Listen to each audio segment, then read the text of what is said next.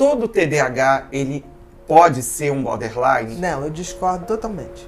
Porque assim, a gente tem que lembrar, no meu entendimento, e eu vou falar, claro, do meu entendimento, o déficit de atenção, ele antes de ser uma doença, é um tipo de funcionamento cerebral, é aquele jeito que o cérebro se organiza nessa hiperatividade.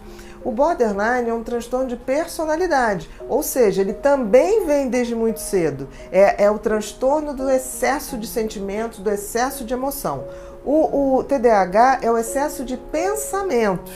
Então, assim, não há uma comorbidade entre déficit de atenção e borderline. É muito difícil, porque são essências diferentes, são diagnósticos primários muito diversos. E eles vêm desde cedo. O que acontece é que muitos borderlines, às vezes, eles ficam muito desfocados. Eles perdem o foco, eles perdem o rumo.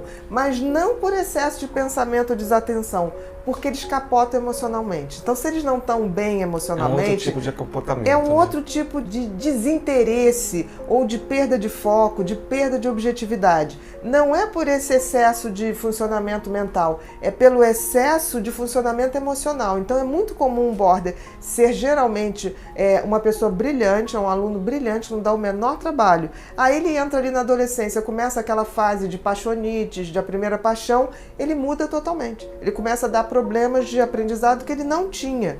E aí isso vai se caracterizar, porque são brilhantes, os borders são brilhantes, eles são intensos, são muito inteligentes, porque eles fazem tudo com muita paixão. Mas aí na hora que ele está apaixonado pelo trabalho, ele é capaz de ser o melhor funcionário do mundo. De repente ele se apaixona por alguém, acabou.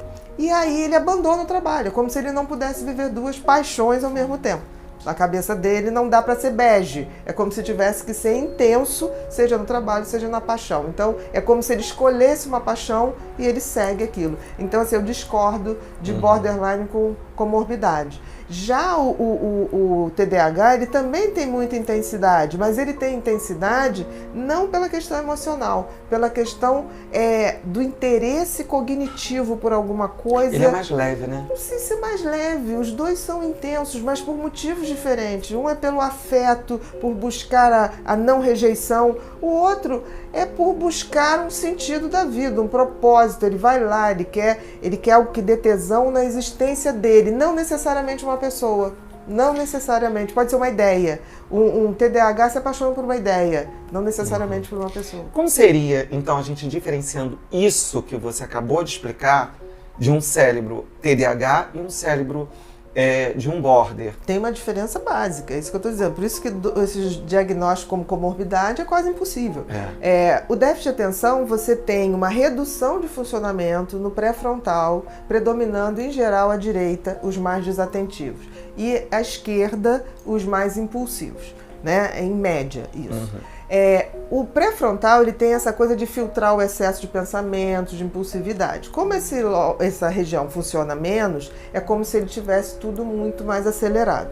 Então ele capota no excesso de informação que o lobo frontal não filtra.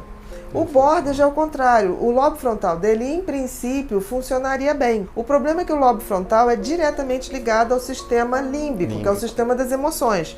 Então, na hora que o sistema de emoção dele entra em ebulição, né, por uma paixão, por um afeto, pelo medo de ser rejeitado, pelo desespero afetivo, o que acontece é que ele sobrecarrega o frontal e o frontal funciona como se estivesse funcionando menos, mas é uma sobrecarga do frontal pelo sistema límbico. Já o TDAH, ele naturalmente, o pré-frontal funciona menos. Então, assim, são aspectos neurofuncionais muito diferentes.